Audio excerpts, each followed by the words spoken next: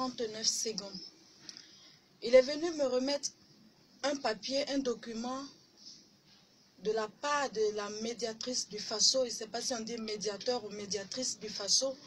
Médiateur. Voilà, médiateur du FASO. C'est un papier dans lequel Madame Sarah Sérémé, je ne sais pas si c'est ça son nom, me demandait de marrainer un événement qui devait se passer à la présidence pour décorer les femmes entreprenantes du Burkina. Je n'étais pas seule à l'Amdoulaye. J'ai dit à David Hervé en là que je ne suis pas intéressée de la politique et je ne mange pas sur la même table que les politiciens et je ne vais pas marrainer cet événement, va remettre le document à Sarah Sérémé. Je suis trop petite pour cela. Et moi et les politiciens, on ne mange pas sur la même table. Mon soutien va à l'égard des familles qui mangent une fois par jour. David sort de chez moi. C'est sur ces termes que Hervé Davidonla a quitté mon domicile. Le lendemain, mon staff a été arrêté à mon domicile par la police des mœurs et des stupéfiants, sans convocation, sans mandat, menotté contre des tables et mis en cellule privée de la nourriture, violenté dans le but de savoir d'où venait ma fortune. Est-ce vrai que j'avais 27 ans en son temps? Qui est la personne qui me fréquente? Quelles sont les heures auxquelles il vient? Quel est le numéro matricule de cette personne? J'ai fait appel à la presse du Burkina Faso pour venir au commissariat quand mon équipe était arrêtée. Ils ont libéré mon équipe le même jour quand la presse a encerclé le commissariat. Il n'y a pas eu de suite jusqu'à aujourd'hui. Cela dure maintenant 1 année. Après cela, un matin, je pars en banque pour faire des retraits. Toutes mes comptes sont bloqués sur l'étendue du territoire burkinabé, sans raison valable. On me dit de me rendre à la Fertière, que c'est là-bas qu'ils ont une réponse pour moi. J'ai dit ok. Je me rends à la Fertière, eux ils me disent non, que la décision vient d'en haut. J'ai serré l'école du directeur commercial, oui, je ne sais pas si on est directeur commercial, oui. Et je lui ai dit que soit vous me dites qui vous a dit de bloquer mon compte, soit quelqu'un d'entre nous va mourir. Il m'a dit de laisser cette école.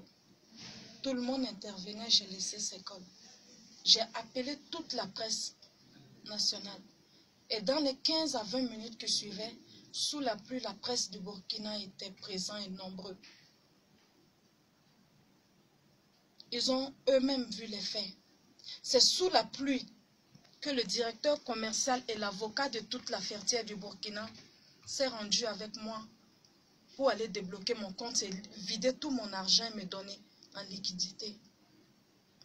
Et je suis revenu chercher la presse à la Fertière et on est parti. Terminer l'interview hors de leurs locaux. Cela fait 9 mois que le palais de justice de Ouagadougou m'a privé de tous mes documents en tant que burkinabé. Une chose que j'en ai jamais parlé sur les médias. Ça fait 9 mois que je n'ai aucun document qui atteste que je suis burkinabé. Le tribunal de grande instance m'a privé de tous mes documents. Je n'ai jamais fait un scandale. Ils sont allés au service des passeports, aller retirer le fond du dossier pour que jamais je ne puisse faire un passeport dans le pays. Je suis allée à Jean-Pierre Guingané dans le but de faire une pièce d'identité, c'est devenu la bagarre entre les policiers.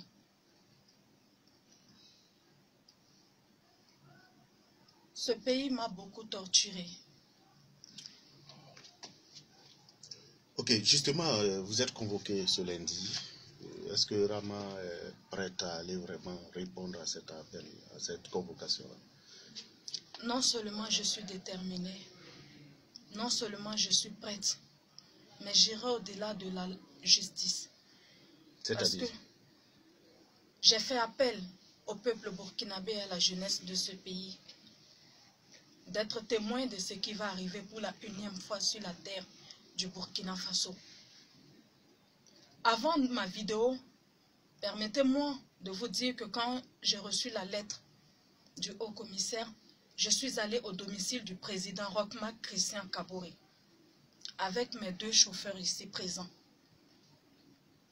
Et j'ai dit à ceux qui sont à son domicile que je voulais voir le président. Ils m'ont dit non, je ne peux pas les voir sans donner de raison.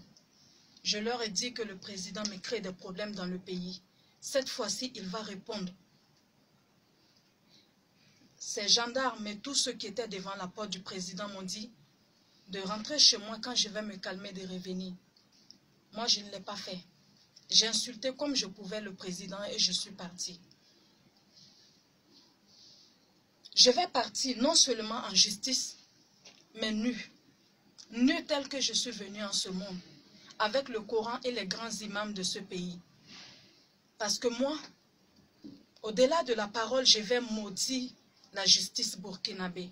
Est-ce que c'est un bon signe d'aller au tribunal nu? Si cela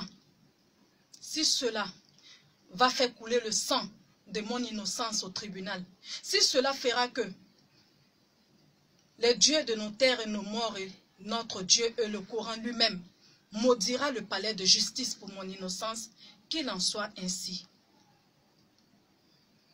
Donc vous rejetez les reproches qu'on vous fait? Je ne connais même pas la signification du blanchiment d'argent. Il faut dire même que je suis allée sur l'internet pour rechercher cela. Je ne suis pas mêlée à un blanchiment d'argent, ni de loin, ni de près. Mais si tel est le cas, je serai moi-même maudit par le Coran le lundi. Si je n'ai jamais été mêlé à un blanchiment d'argent ou la drogue sur la terre du Burkina ou même dans un autre pays, c'est-à-dire de toute mon existence sur terre, si moi, Rasmata Diallo, je n'ai jamais été mêlé de près ou de loin à la drogue ou à un blanchiment d'argent, ma nudité et le Coran, la justice burkinabé paiera pour cela. Justement, donc vous avez gagné honnêtement votre argent que vous dépensez actuellement. Gagner honnêtement, qu'est-ce que je dois entendre par honnêtement? Il est très facile de faire des enquêtes sur mon argent. Parce que ce n'est pas quelque chose que j'ai cherché dans le noir. J'ai ouvert ma première boutique à l'âge de 17 ans. Et en face de SGBS à Tampoui. Tout Tampoui peut en témoigner. J'ai ouvert ma deuxième boutique à l'âge de 17 ans à Koukouyare, en face de l'école Jeswende.